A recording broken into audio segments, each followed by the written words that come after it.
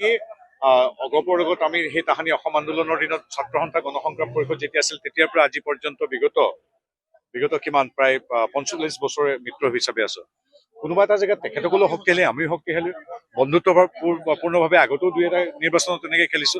এতিয়া দুই এটা সমষ্টিত বিশেষকৈ নাজিৰাত দেখিছো, আমি শিৱসাগৰত দেখিছো বন্ধুত্বপূৰ্ণভাৱে, কাৰণ ইমানেই শক্তিশালী প্ৰতিদ্বন্দ্বিতা। তাৰমানে কি আমিয়ে দুটা দল আছো, গতিকে কংগ্ৰেছ যিহেতু তাত নাইয়ে, আমাৰ নিজৰ ভিতৰত যি জিকে জিকিলেও আমি বিজেপি জিকিলেও আমি কিন্তু বিজেপিৰ মুখপাত্ৰ হিচাপে, বিজেপিৰ সাংসদ হিচাপে প্ৰথমে নিজৰ ঘৰখনৰ কথা মই চিন্তা কৰিম। মইতো ৰাইজক কৈছো যে আমি প্ৰতিটো মিত্ৰ দলক আমি শ্ৰদ্ধা কৰো, অগপ আমাৰ পৰম শ্ৰদ্ধেয়, কিন্তু মোৰ অন্তত জিলা পৰিষদটো যিহেতু আমাৰ বিজেপি দিছে, বিজেপি কৰ্মী হিচাপে মই প্ৰথম বিজেপিৰ কথা চিন্তা কৰিম।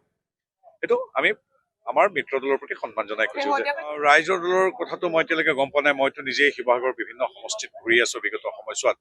ৰাইজৰ দলত অখিল গগৈ 2খনমান মিটিং কৰিছে শিৱসাগৰত, সেইখিনি মই জানো। বাকী এইবিলাক ঠাইত দেখোন ৰাইজৰ দলৰ মই ক'তো দেখাই নাই। এতিয়া শিৱসাগৰ জিলা বুলি ক'লে আমাৰতো এতিয়া নামটি, নাজিৰা, শিমলুগুৰি, আমগুৰি, বৰাহীবাৰী, হয়নে, সেইখিনিৰ পৰা আদি কৰি আপোনাৰ থাউৰা, ডিমৌ, গোটেই অঞ্চলখিনি সামৰিয়েতো শিৱসাগৰ হয়।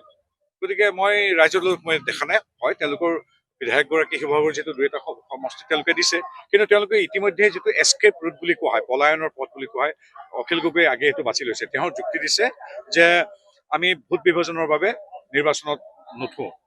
প্ৰথম কথা, মাত্ৰ কেইটামানত উঠিছে, তেওঁলোকৰ স্থিতিয়ে নাই ক'তো।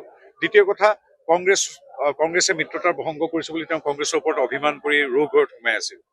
গতিকে কংগ্ৰেছৰ লগত যদি আমি মিত্ৰতা নহয়, তেতিয়াহ'লে ভোট বিভাজন হ'ব, হৈ আমুক জিকি যাব, বিজেপি জিকি যাব। গতিকে তেওঁ পলায়নৰ পথটো আগে বিচাৰি লৈছে। তেওঁ নিশ্চিত যে তেওঁ এবাৰ হাৰিব, আৰু সেইকাৰণে তেওঁ মিত্ৰতা নহ'ল, কংগ্ৰেছৰ বাবে আমি হাৰিলো, আগতেই কৈছিলো, এই কথাষাৰ তেওঁলোকে কৈছে। গতিকে তেওঁৰ শুভেচ্ছা আছে আমাৰ। আজি বাগানৰ ৰাইজ আজি হিমন্ত বিশ্ব শৰ্মা তথা মিত্ৰজোঁটৰ লগত আছে। ইয়াত আৰু এতিয়া সেই কংগ্ৰেছৰ সেই সূতা কম্বল আৰু আগ্নিশাৰ ৰাজনীতি নচলে। আজি বাগান আগবাঢ়িছে। বাগানে এতিয়া সেই কংগ্ৰেছে আগতে ভবাৰ দৰে ভাবিলে নহ'ব। বাগানৰ উঠি অহা যুৱক আজিৰ তাৰিখত উচ্চ শিক্ষিত, আজি চাকৰি পায়। ACSৰ পৰা আজি চতুৰ্থ তৃতীয় বৰ্গলৈকে সকলো চাকৰি পায়। বাট পথৰ পৰা, বিদ্যালয়ৰ পৰা, চাকৰিৰ পৰা, সংস্কৃতিলৈকে সকলোবিলাক বিজেপি চৰকাৰে হিমন্ত বিশ্ব শৰ্মাদেৱৰ নেতৃত্বত নৰেন্দ্ৰ মোদীৰ অনুপ্ৰেৰণাই কৰি আছে।